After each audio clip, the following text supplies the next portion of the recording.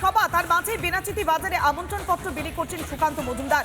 এই মুহূর্তে সেই ছবি দেখাচ্ছি রিপাবলিক বাংলাতে। First on Sukanta Majumdar, BJP সাংসদ, কেন্দ্রীয় শিক্ষা প্রতিমন্ত্রী সুকান্ত মজুমদার, তিনি লিফলেট বিলি করছেন, যেখানে একাধিক বার্তা তুলে ধরা হচ্ছে। আমন্ত্রণ পত্র বিলি করছেন সুকান্ত মজুমদার, বেনাচিতি বাজারে হেঁটে একেবারে জনসংযোগ করছেন এবং প্রত্যেকটি মানুষের কাছে সেই আমন্ত্রণ পত্র বিলি করছেন সুকান্ত মজুমদার।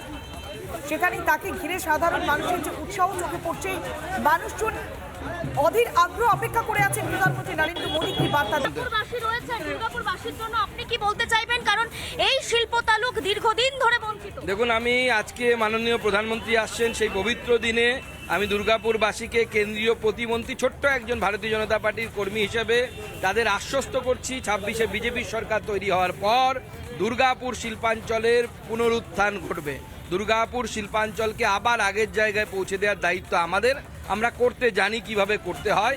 নরেন্দ্র মোদী করে দেখিয়েছে, আমরাও করে দেখাবো।